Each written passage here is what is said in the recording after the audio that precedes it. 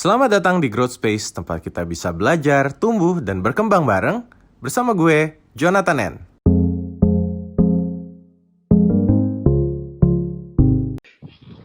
Jadi hari ini kita akan ngomongin tentang burnout saat WFH gitu. Wip, lo burnout nggak Wip pas WFH Wip? Wah, lo langsung emang tanya ke gue ya. Ngomongin burnout WFH, gue burnout sih ada sih kerasa. Baru aja kayak berapa minggu lalu gue burnout, terus ya udah ngambil cuti cuma buat istirahat doang. Ngambil cuti berapa hari tuh Wip? Sehari kok. Sehari. Oke, Iya. lo ngerasa burnout itu apa yang lo rasain sehingga lo bisa bilang kayak aduh gila nih gue burnout. Gue waktu itu gue ngerasa burnoutnya itu gue kayak ngerasa kerja gue agak cukup kepus, lagi banyak lembur juga waktu itu. Terus ditambah tapi sebenarnya dalam koordinasi yang agak pending dari atasan gue gitu tuh. Terus jadi kayak yang eh tiap hari kayak kerja, terus juga ditambah gue lagi gak ada kegiatan lain juga, itu agak nambah bikin entah juga bosan iya, terus juga ngerasa dikit-dikit larinya ke kerja. Jadi gue agak sering ngelembur waktu itu, terus jadi bawaannya akhirnya kan kayak gue capek banget ya, kayak bangun-bangun juga kayak aduh kerja gitu. Dan pilih buat ngambil cuti sih waktu itu, sekalian long weekend juga gitu waktu itu sih. Gitu. Ya, Itu lu ya, full ya. WFH with. Ya gue sekarang full WFH. Berarti Oke. bener-bener bikin burnout gara-gara WFH ya. Yep. Kalau yang Jadinya lain lo pada jadi kayak gimana? lupa waktu gitu. Lo jadi Ya. lupa waktu gitu kah Di kerjanya? satu sisi, di satu sisi tuh gue masih agak-agak bingung sih. Kalau misalnya gue tuh rasanya sebenarnya gini, kantor gue masih cukup korporat banget. Jadi bener-bener ngikutin 8 to 5 banget gitu kan.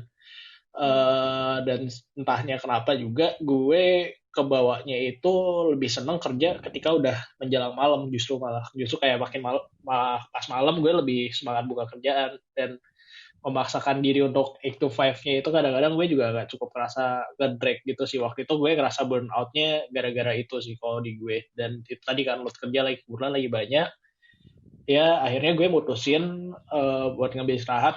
Tapi dari ambil istirahat itu juga pas enaknya jadi balik udah cukup lega. Dan sekarang sih gue udah bisa ngerti bagi porsi kerjanya juga gitu sih. Gitu. Oke, oke, oke. Ya. Nah, nanti nih kita juga di sini udah ada Kak Salma gitu ya, seorang dosen psikologi yang akan kita tanya-tanya sebenarnya burnout itu apa sih, indikasi burnout apa dan lain sebagainya.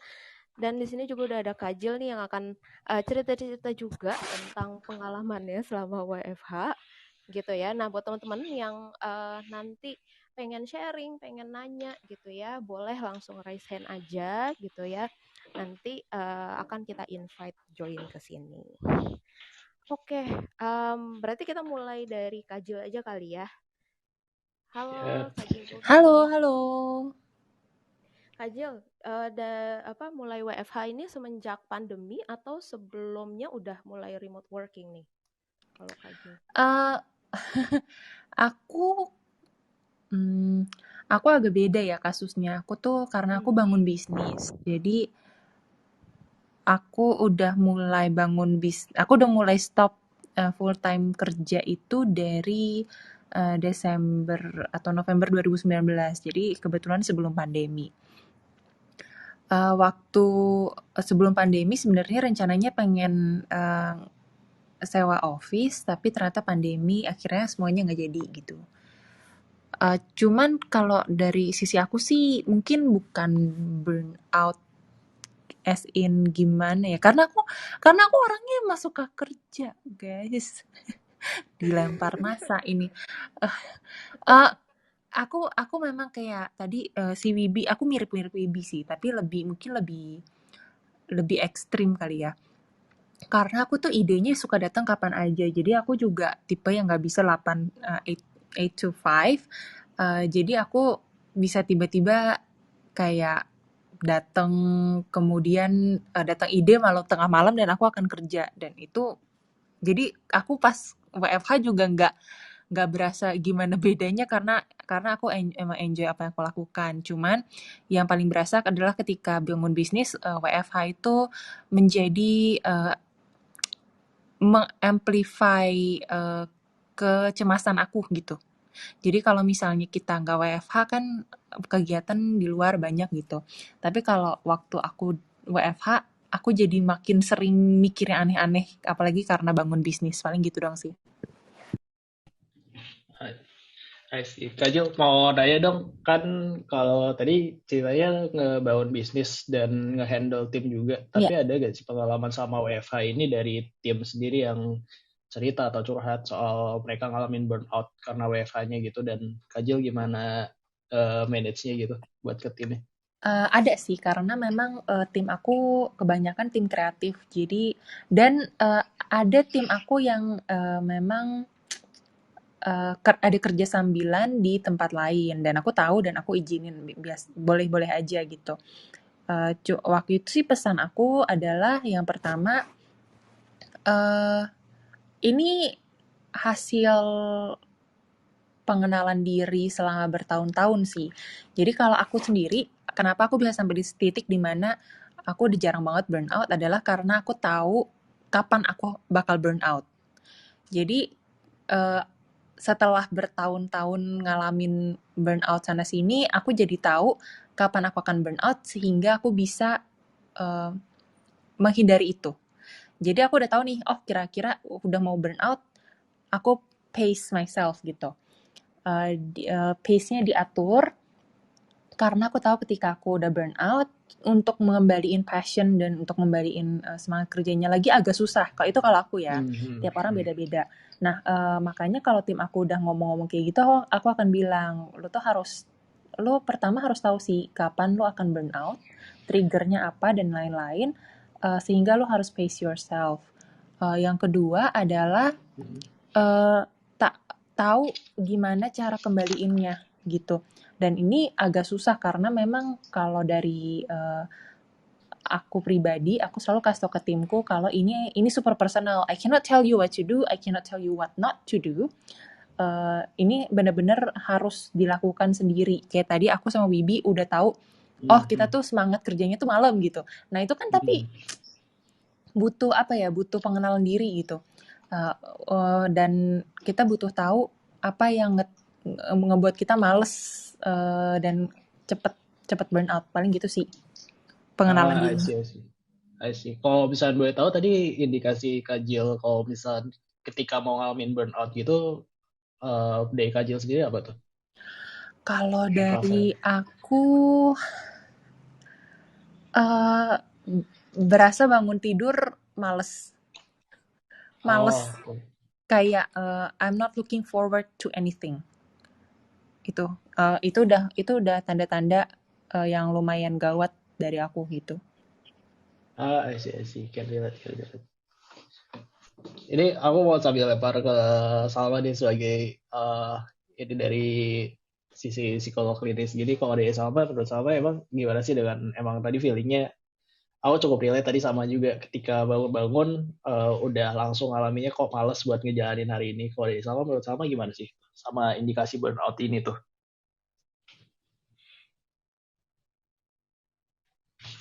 Halo Salma.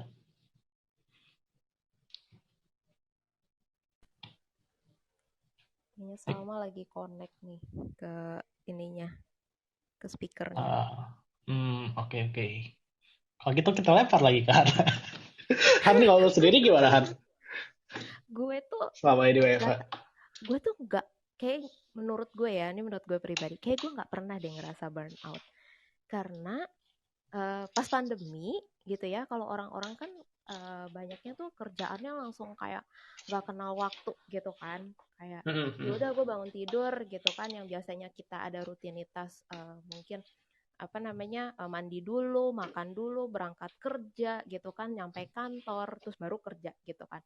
Terus kan kalau sekarang tiba-tiba yang kayak bisa nggak mandi dulu, bisa nggak makan dulu, bisa langsung buka laptop gitu kan, bangun tidur bisa langsung buka laptop, bisa langsung kerja. Nah mungkin orang-orang kayak gitu kan ya, sehingga mereka bisa burn out, terus juga apa namanya, kayak kerjaannya makin nambah gitu ya kan. Mm-mm. Terus juga kayak kita ngontak teman kantor kita tuh kayak makin gak kenal waktu gitu kan, kayak seakan-akan bisa kapan aja gitu, karena kita Mhm. ya udah di rumah terus gitu. Kalau dulu kan ada perpindahan di mana kita ada di kantor, kita ada di rumah, kan orang suka udah nggak enak kan kalau kita kalau dia tahu kita udah pulang gitu, mau ngubungin suka nggak enak.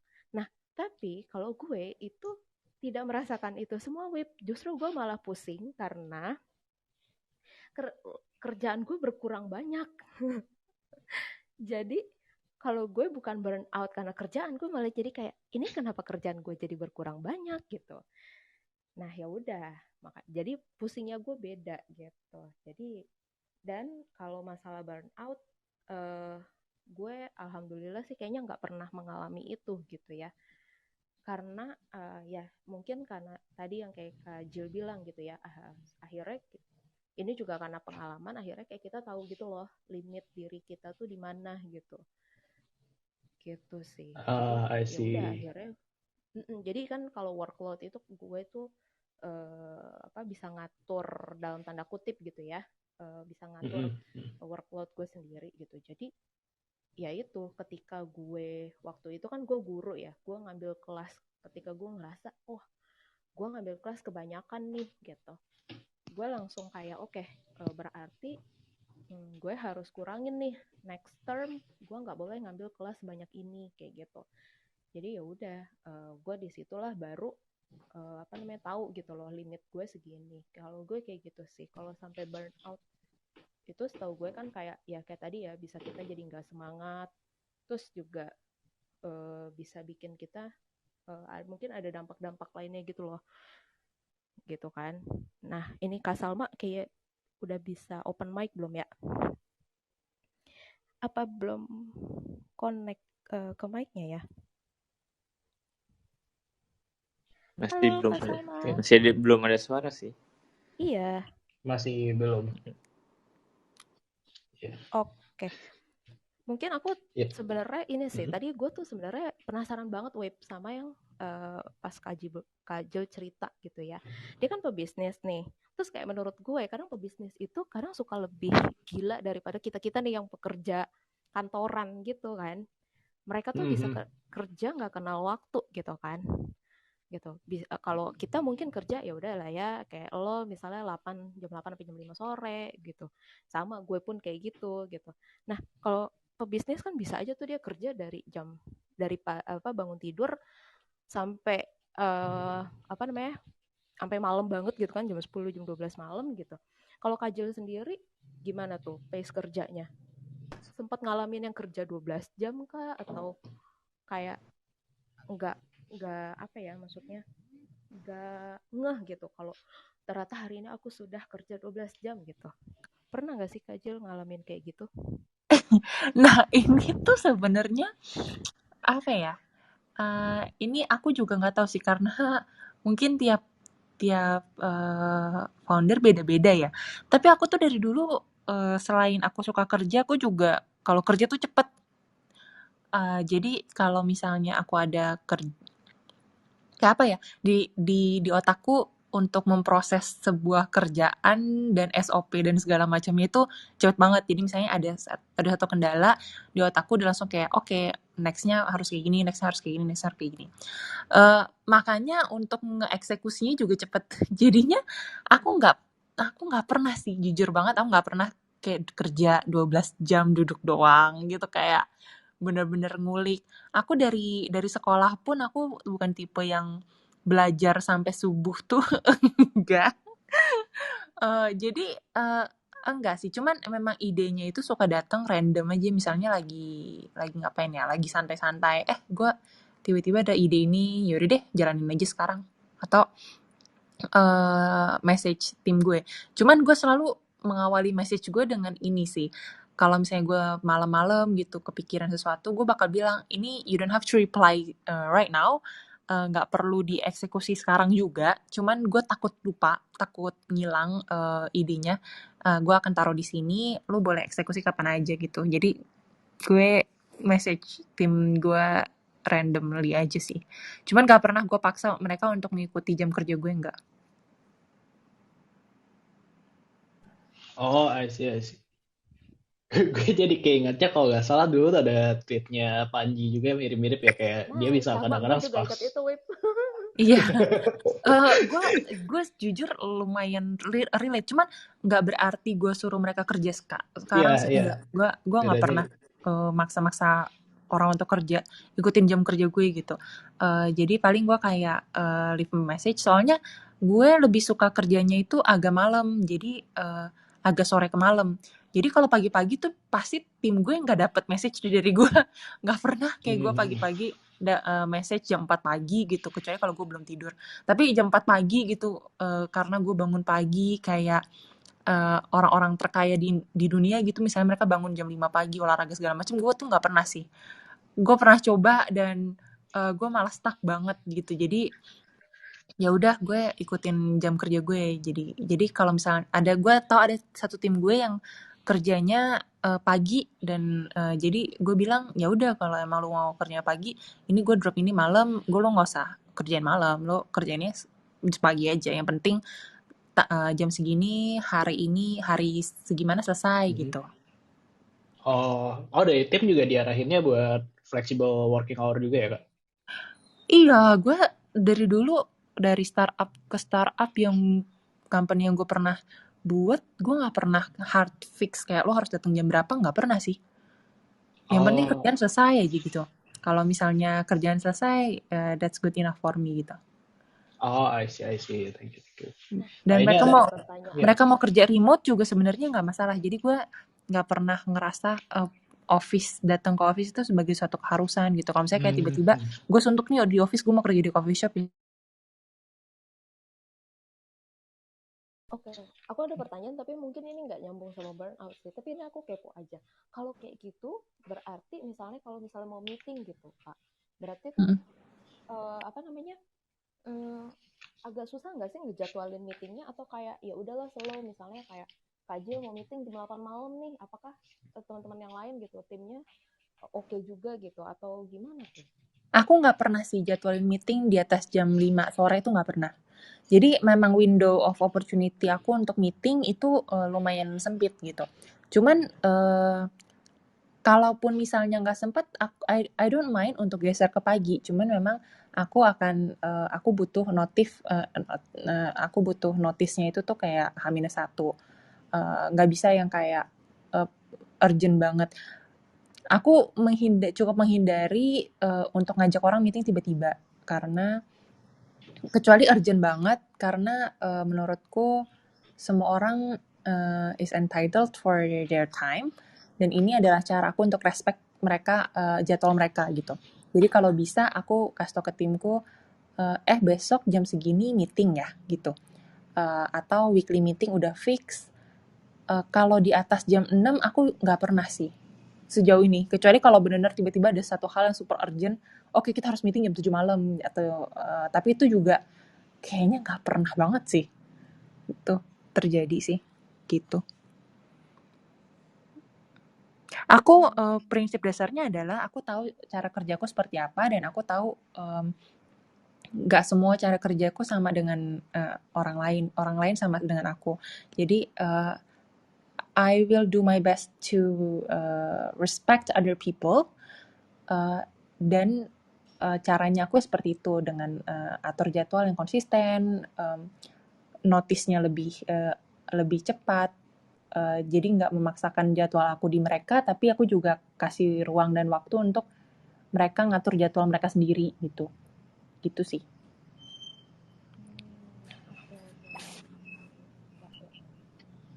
Han, suaranya rada kecil, Han, sorry. Oh ya. Oke. Nah, thank you Kak Jill. Kita sekarang bisa langsung ke Kak Salma nih. Tadi kita mau nanya tentang burnout itu sebenarnya kayak gimana sih gitu ya, indikasinya apa aja. Nah, Kak Salma, halo. Halo Kak Hana, suara aku udah Nah, Kak Salma deketin lagi dong speakernya, kecil banget suaranya. Iya. Oke, coba Kak. Oke, kalau sekarang? Nah, Ya, yes. udah lebih Oke, baik. oke. Mm-mm. Jadi gimana tuh Kak Salma? Kan kita nih semenjak WFH tuh rasanya kayak, aduh kok kerja nggak berhenti-berhenti ya gitu kan. Terus Iya, kayak bos bisa ngubungin kita kapan aja gitu. Atau misalnya teman benar-benar. kantor bisa ngubungin kita kapan aja gitu kan. Karena ya kita Mm-mm, nggak ada perpindahan tempat nih di rumah terus gitu ya. Kerjanya di rumah terus mm-mm, gitu. Nah sebenarnya indikasi kalau ternyata kita tuh lagi burn out loh gitu. Itu tuh apa sebenarnya? mm-mm. Biasanya yang paling kelihatan itu lebih ke gimana kita mau memulai hari gitu. Jadi biasanya nih kalau kita bangun gitu ya, terus weekday misalnya memang biasanya ada tanggung jawab kerjaan, kita tuh kadang udah Hmm. ngerasa, aduh kerja lagi, masih banyak kerjaan, belum lagi revisi dan segala macam. Kita udah ngerasa nggak nyaman dulu nih secara feeling terhadap kerjaan itu yang biasanya paling kelihatan gitu. Dan throughout the day biasanya memang ada rasa capek, lelah yang nggak biasanya gitu. Kalau misalnya kita ngerjain kerjaan, oke lah biasa kita bisa nyelesain, ini jadi lebih berat biasanya dan kualitas kerjaan kita biasanya jadi menurun gitu. Jadi karena energi kita udah nggak ada nih, udah habis, bahkan udah ya sekarat banget tapi Hmm. dipaksain untuk dipaksain buat kerja, biasanya memang kualitasnya jadi agak menurun dan kita jadi lebih sensitif ke orang lain biasanya gitu. Jadi mudah marah gitu ya, mudah kesel ke orang kayak gitu. Jadi yang paling kelihatan biasanya di situ dan selain itu lebih ke ini sih. Kita apa ya dalam hidup ini cuman tentang kerjaan gitu. Jadi kayak jadi nggak ada Ya. apa ya hal-hal lain. Jadi kayak misalnya kita jarang ketemu teman, kita jarang at least ngelakuin hobi kita misalnya atau me time atau nikmatin makan siang deh misalnya gitu karena selama ini makan siang aja disambi meeting misalnya kayak gitu jadi kayak hidup kita tuh all about work gitu jadi udah nggak ada yang lain dan itu biasanya jadi bikin energi kita tuh drain dan ya udah ke arah burnout biasanya gitu. Oh, I see. Tadi kan kalau bilang karena Mas apa sih tadi apa ya berat menjalani hari terus apa-apa dikit kayaknya kerjaan mulu bahasannya terus ya Mm-mm. tadi kayak ke bawah malas-malas dan perform turun. Kalau secara penyebabnya secara spesifik itu kira-kira gara-gara apa sih? So, yang ngebikin kita malah jadi ngalamin hal-hal kayak gitu burnout itu. Tadi kan satu Mm-mm. tadi mungkin sedikit sebut juga kan dikit-dikit kerjaan. Tapi umumnya biasa hal-hal lain apa sih yang ngebicu itu? Mm-mm. Mm-mm.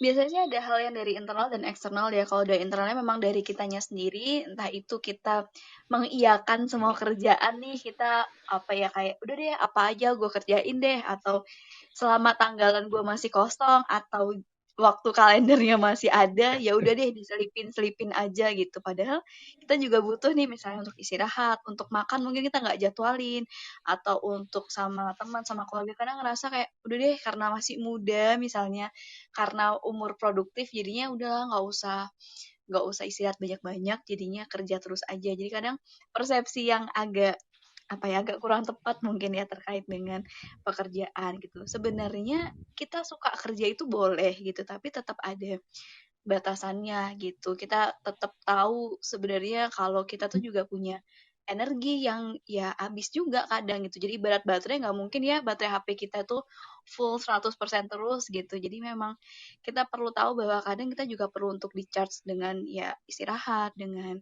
leha-leha. Bahkan kita sebaiknya hidup punya kehidupan di luar pekerjaan gitu, entah sama teman, sama pasangan, atau hobi dan lainnya gitu.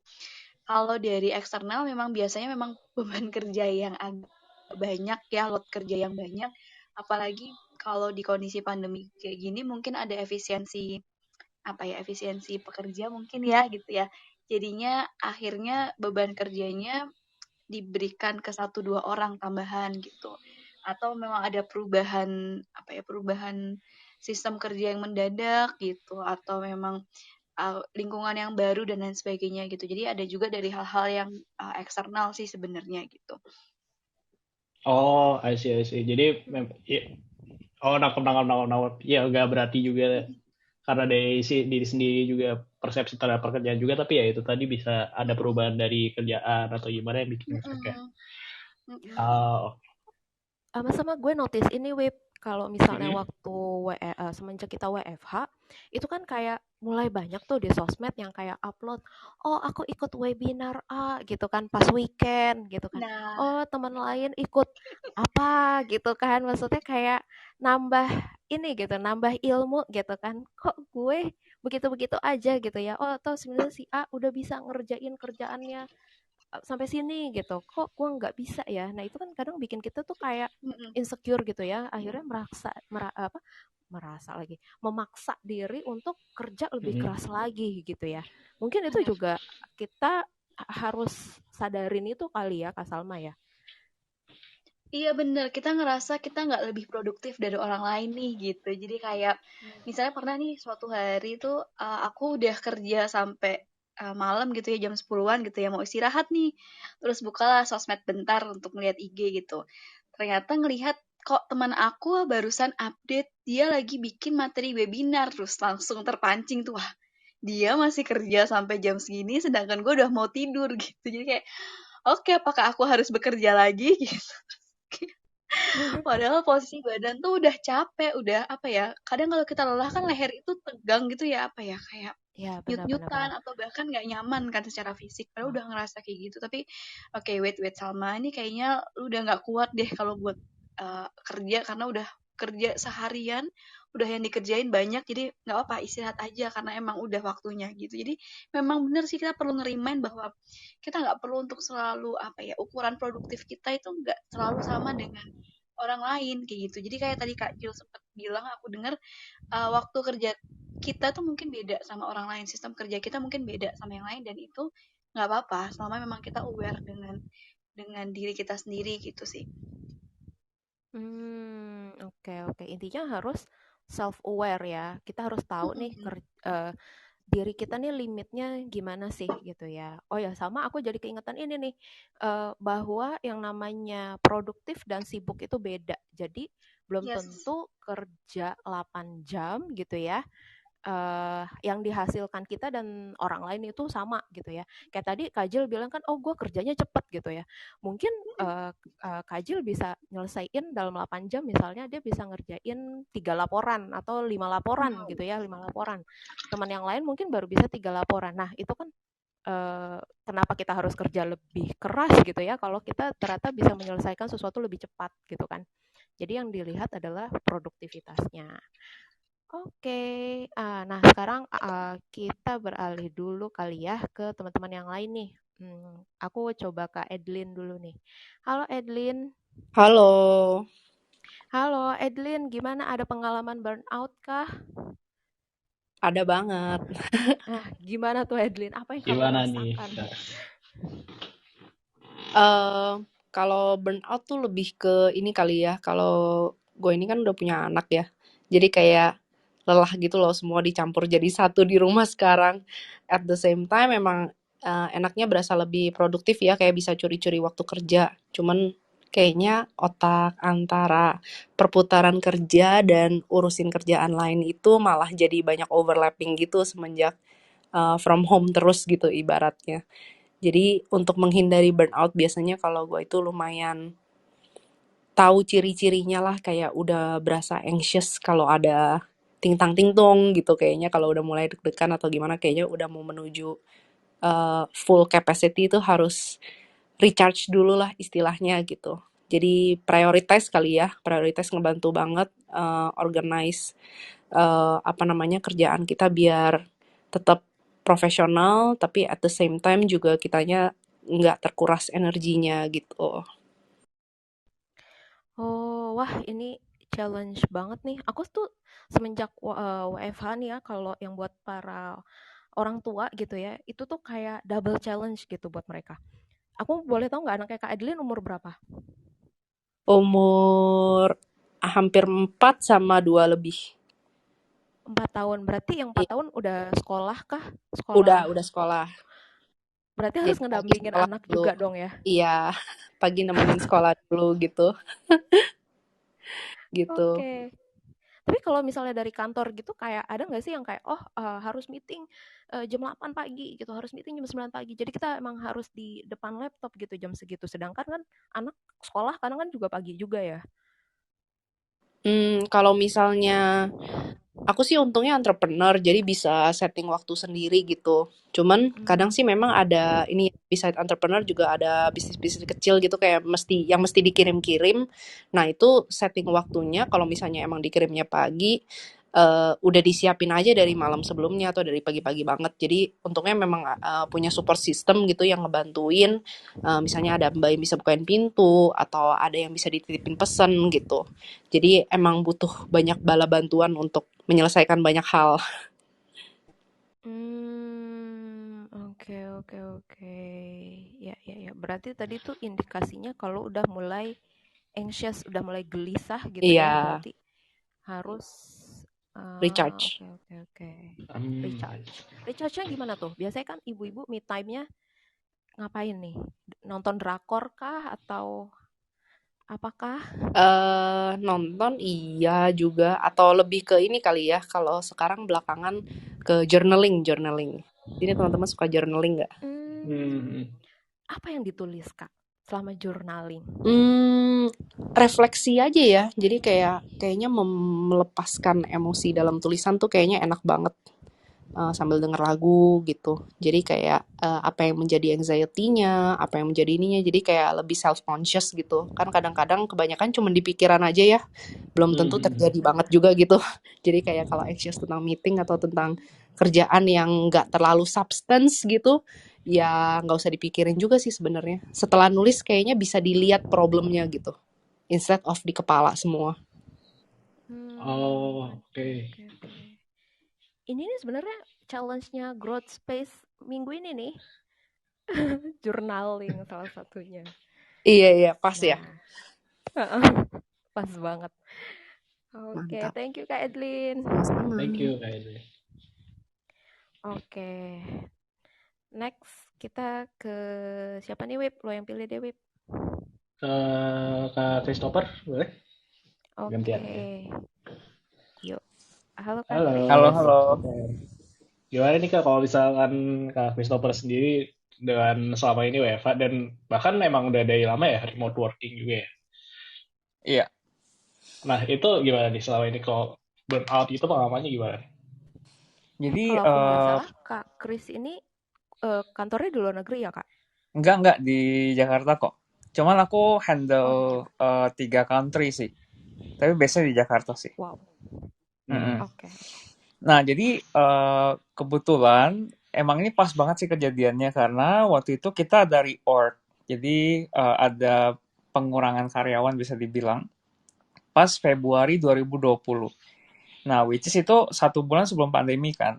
Nah, waktu itu di kerjaan, di role-nya gua, itu tuh ada 2 orang yang megang hanya untuk market Indonesia. Bayangin 2 orang hanya untuk market Indonesia. Nah, kemudian karena ada perampingan organisasi dan akhirnya kebetulan partner yang satu role ini dia resign, pindah ke end user, tinggal gue sendiri dan kemudian di dalam perampingan ini akhirnya gue disuruh pegang 3 country gitu.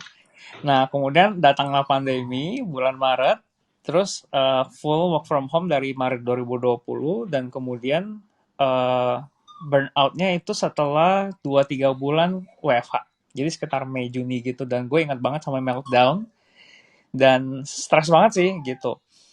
Karena jadinya harus ngurus banyak proyek gede kan dan kemudian harus tektokan sama orang regional yang di Singapura dan kemudian kan gaya kerja mereka juga beda dan kita harus nyesuaiin kan gitu. Nah jadi kayak merasa aduh gue bisa kayak fulfill ekspektasi mereka nggak ya gitu. Secara kan gue baru nih megang role ini dan gue sendirian gitu di role ini gitu sih. Jadi cukup stres banget waktu itu sih pada saat itu. Gitu ceritanya. Waktu itu kan indikasi burnout sampai meltdown itu ngalamin spesifik apa gitu gak kayak yang tadi sempat kita di-share apakah tadi kayak sempat kerasa malas atau ngerasa gimana gitu? Aduh, gue stres ya. Gimana menggambarkannya? Iya sih, jadi kayak jadi kurang passionate lagi sih. Jadi kayak ada anxiety juga gitu. Terus kayak khawatir berlebihan juga begitu. Terus setiap kali ada mau meeting jadinya kayak takut kayak gitu. Nah, jadi itu udah tanda-tanda sih begitu. Nah, cuman akhirnya gue nemuin cara gue sendiri sih untuk keluar dari burnout itu begitu. Dan ternyata setelah gue ikut diving juga tahun ini, gue merasakan ternyata metode diving dengan apa yang udah gue lakuin sama ya begitu. Jadi ada 4 langkah sih. Jadi ketika gue merasa gue udah burnout, gue harus stop sih. Gue harus stop dari apapun yang gue lakukan. Gue stop, gue harus ambil waktu. Dan kemudian yang kedua adalah gue kayak meditasi lah. Atau ya mau berdoa, meditasi, atau pokoknya ambil waktu berhenti untuk kayak tarik nafas, hembuskan begitu.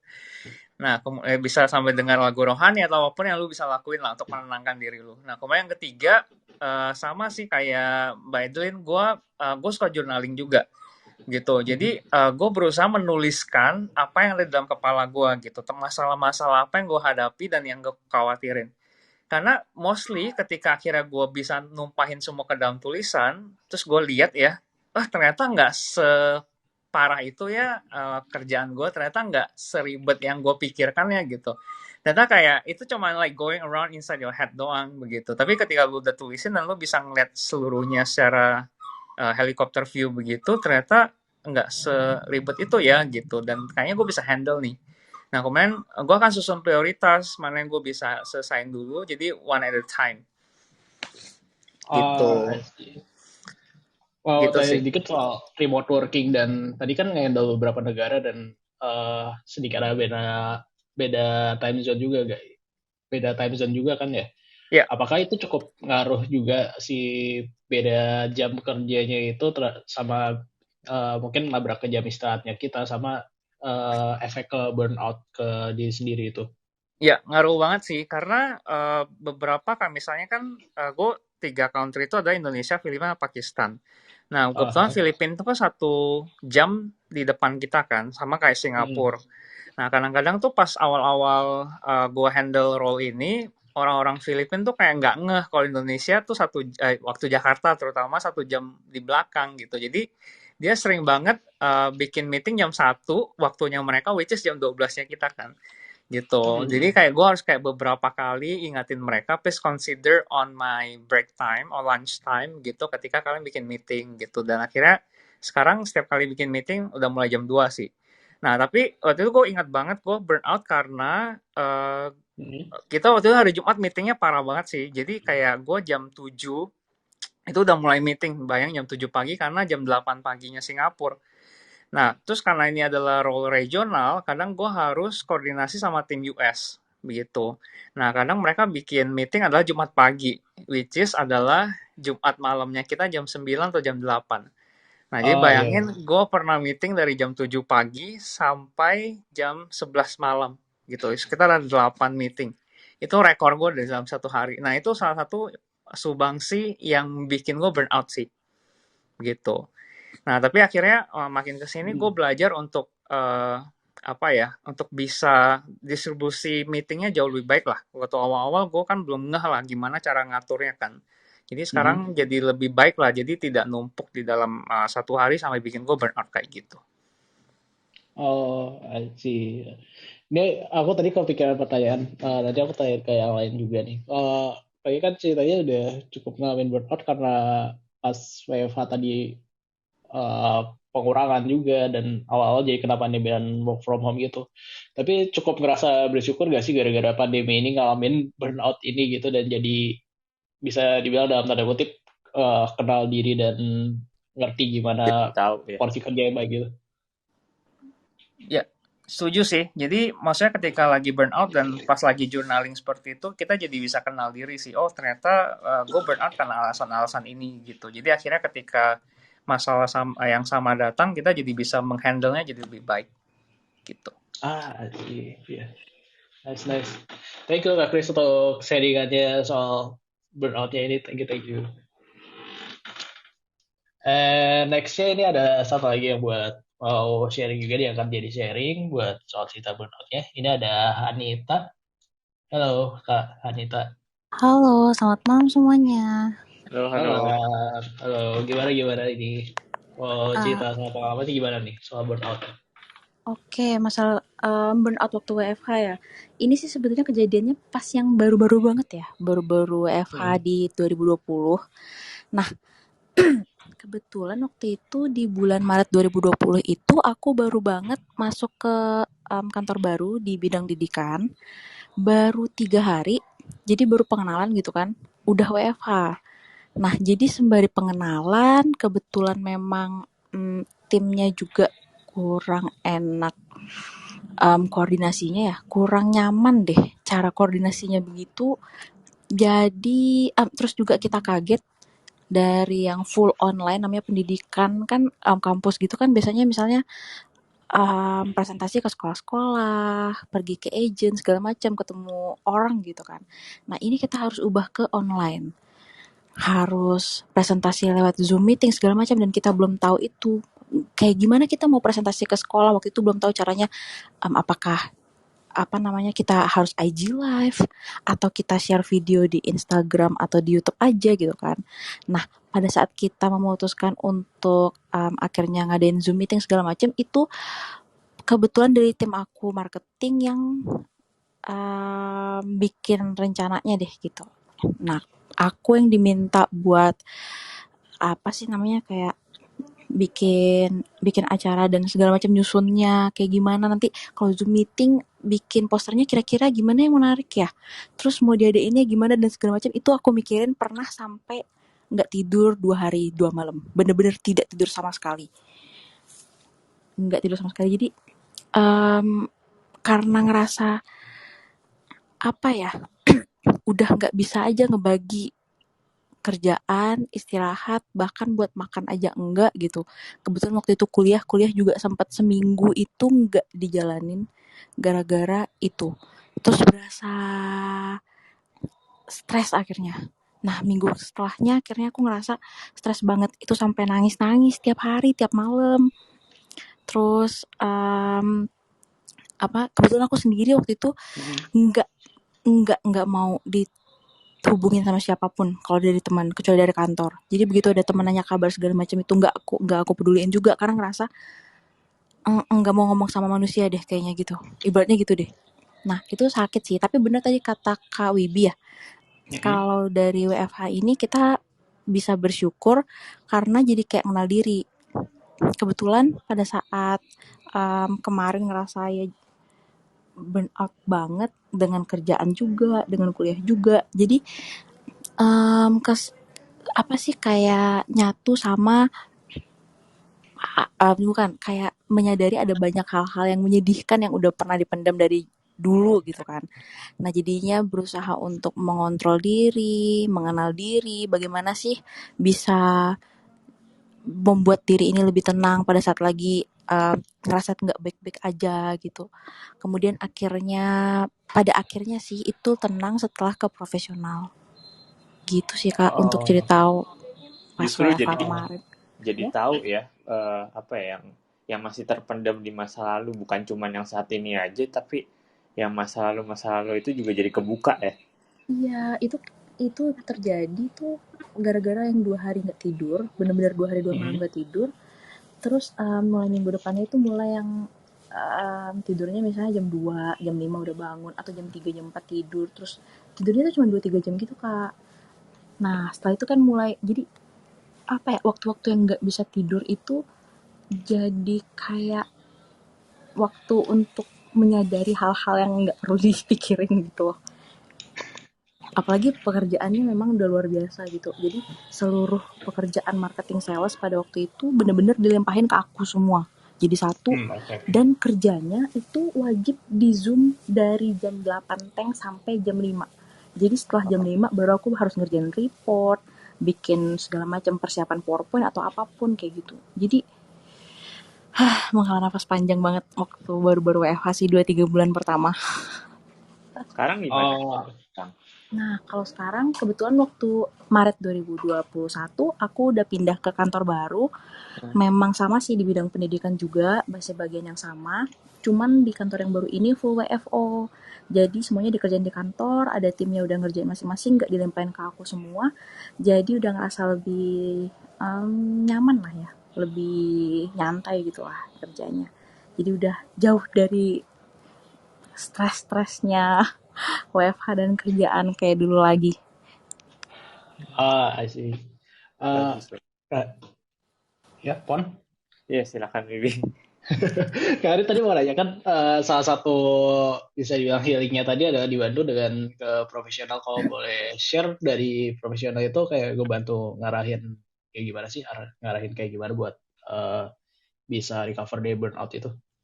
Oke, jadi waktu itu sih lebih ke di awal itu sih disuruh mengungkapkan dulu nih semua sebetulnya beratnya di mana gitu kan, karena pada waktu itu aku ngerasa aku udah nggak bisa merasakan dan membedakan emosi aku gitu loh.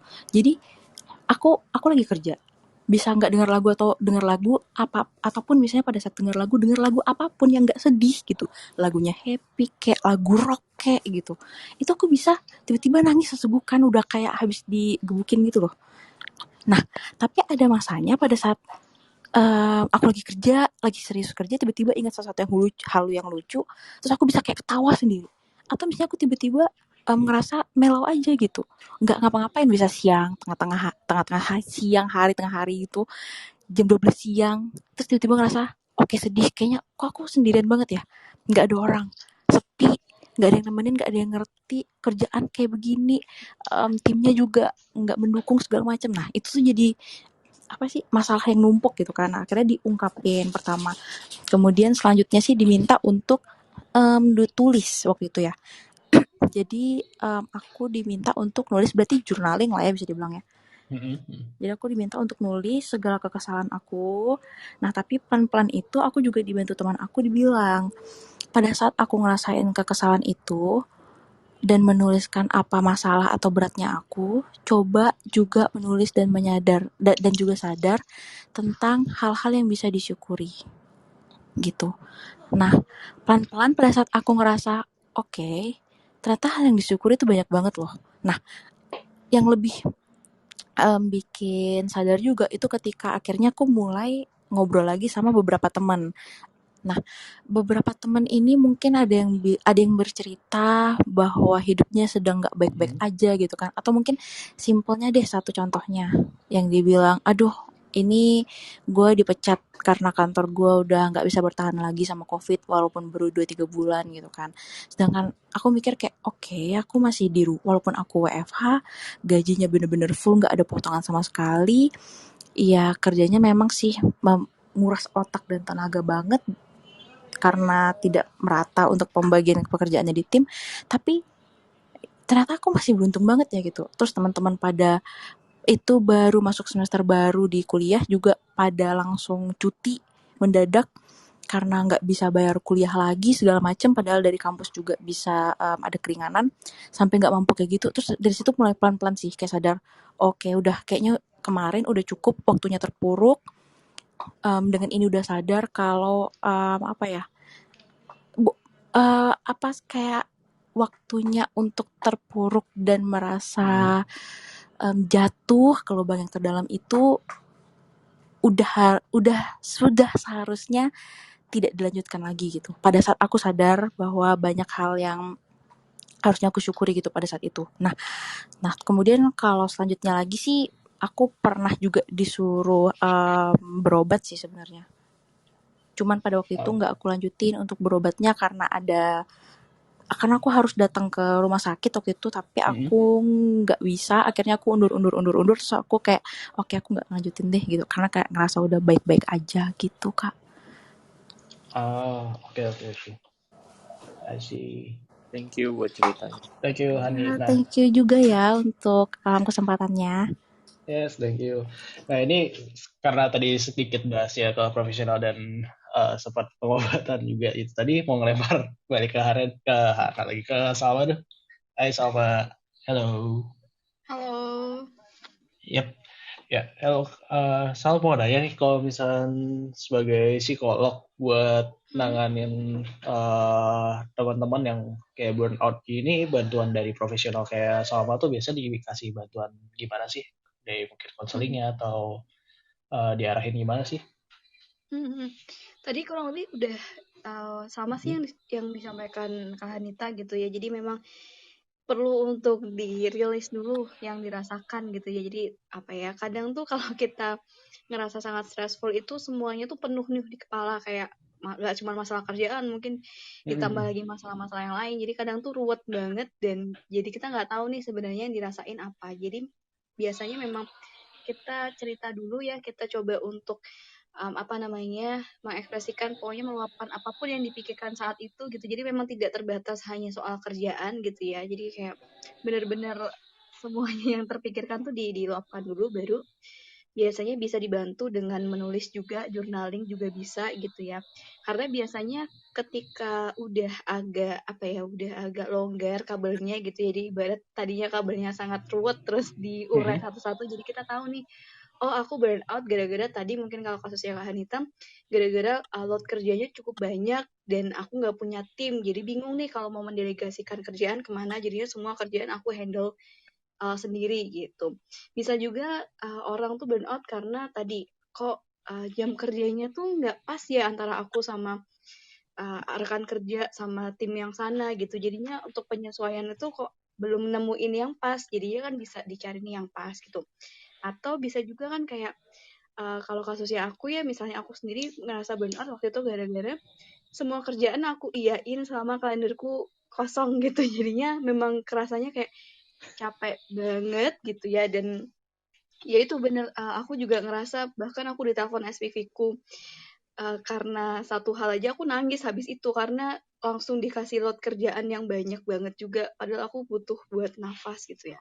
Jadi memang journaling itu sangat membantu sih untuk kita memahami apa sih yang sebenarnya kita rasakan, kita pikirkan, kemudian kondisinya seperti apa. Karena kalau semuanya diproses di pikiran nih, kita mikir kondisi kita sekarang, biasanya nggak akan ketemu jalan keluarnya atau nggak akan ketemu deskripsinya apa, karena penuh otaknya. Jadi ibarat kalau film SpongeBob yang nyariin nama itu, kayak otak kita tuh penuh, terbakar, kayak bahkan kita nggak tahu informasi yang tepat yang kayak gimana gitu loh.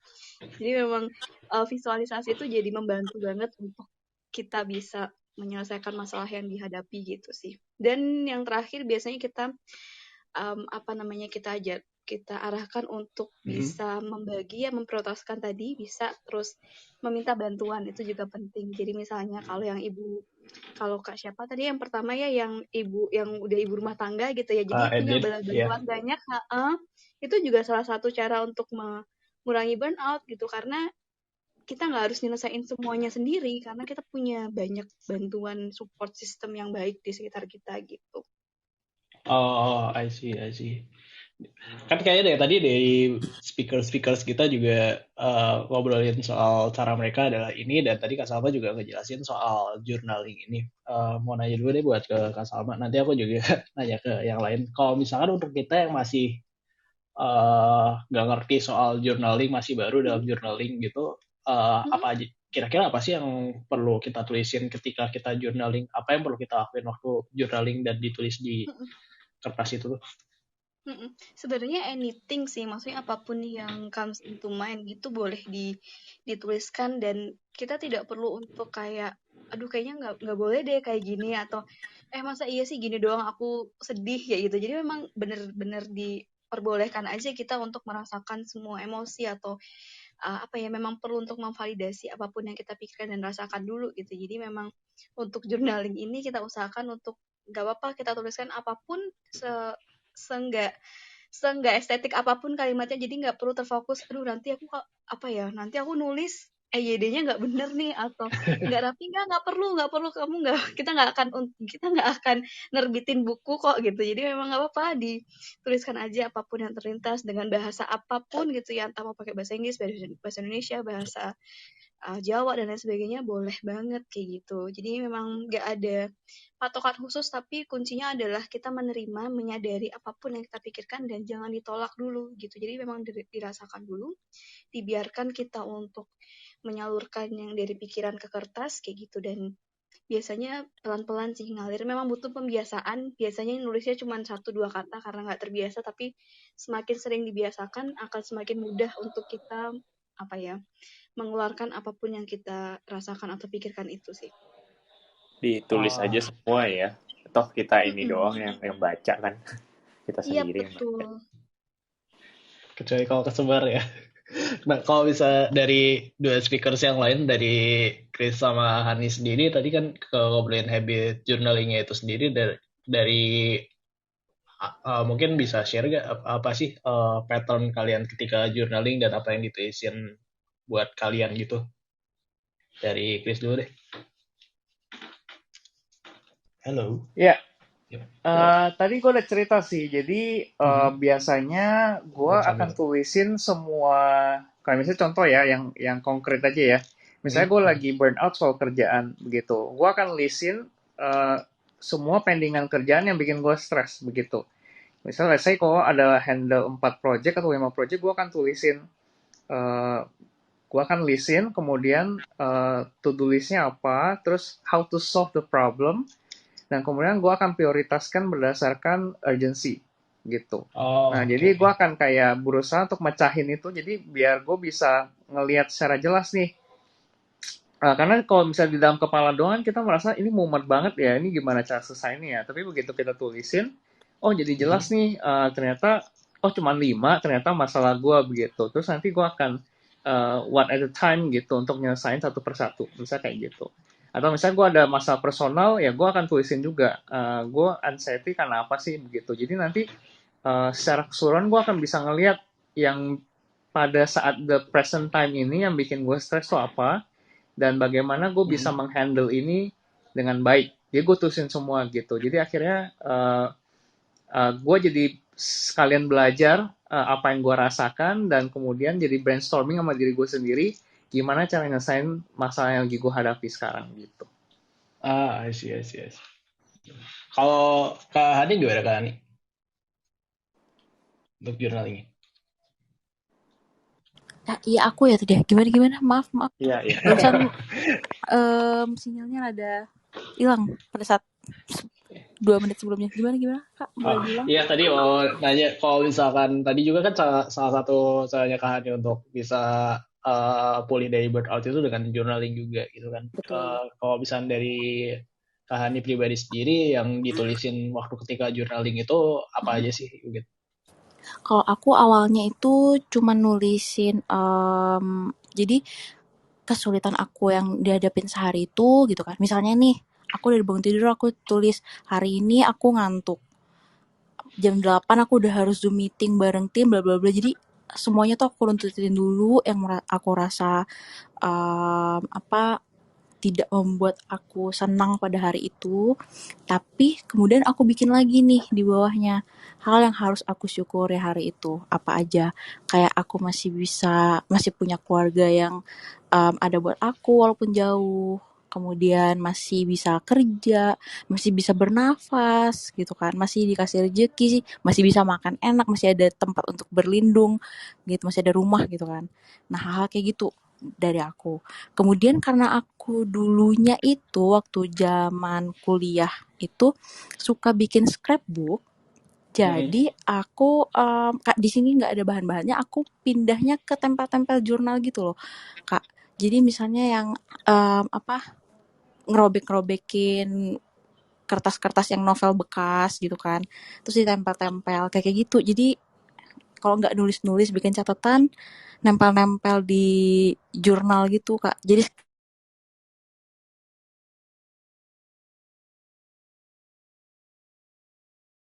stres aku waktu burnout pas WFH itu masak. Jadi aku benar-benar tiap hari masak, walaupun aku tinggal sendiri. Jadi aku biasanya hubungin beberapa teman yang deket, misalnya hari ini aku bakal masak makaroni skutel, siapa yang mau nanti dikirim. Nanti siapa yang mau akhirnya aku bikin. Jadi nah itu bikin aku happy banget. Dari situ sih aku mulai akhirnya lebih bisa relax deh gitu sama WFH ini. Selama WFH ini gitu. I see. Gue cukup nangkepnya, jadi masing-masing journaling ya benar-benar cara buat ngungkapin keruwetan tadi di kepala biar benar-benar bisa ketulis ya. Dengan cara ditulis itu justru jadi bisa lebih keurai apa yang mesti kita lakuinnya juga gitu kan. Iya, karena apa yang kita benar-benar rasain.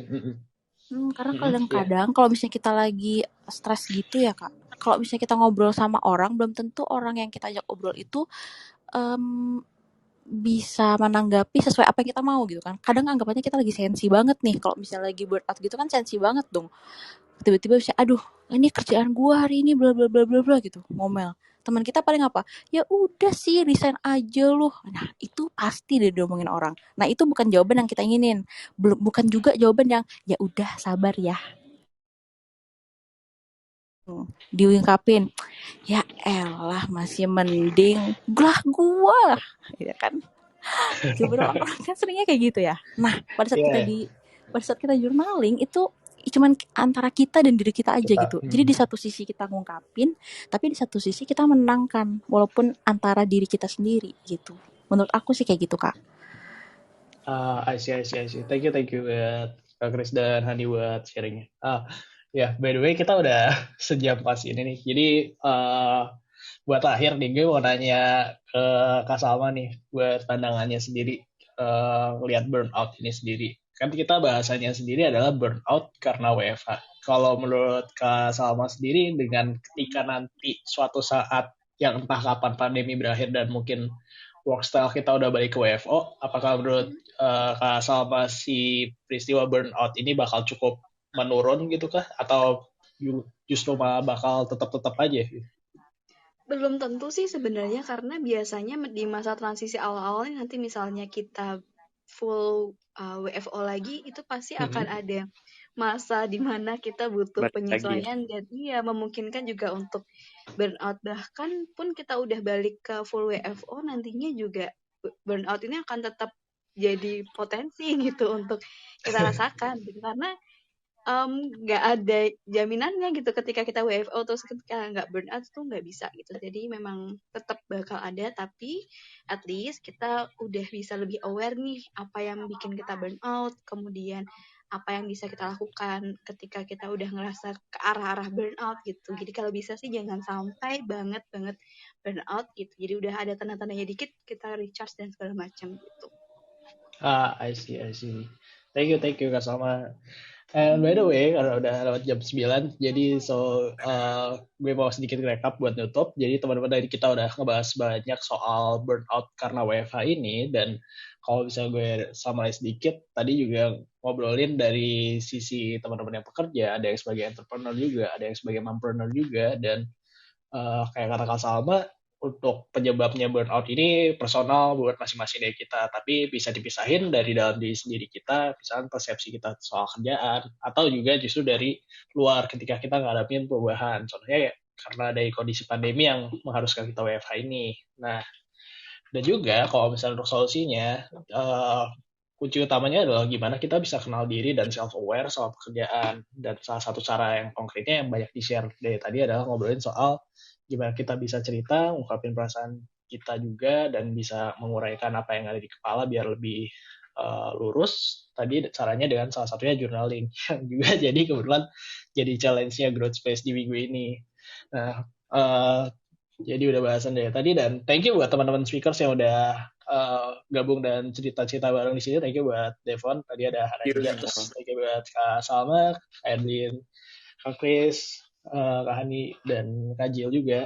So, buat teman-teman Growth Space, jangan lupa juga buat ikutin terus di Clubhouse Growth Space ini. Nanti Sabtu ini jam 3 sore kita ada bahasan juga soal kerja di startup unicorn. So, jangan sampai ketinggalan.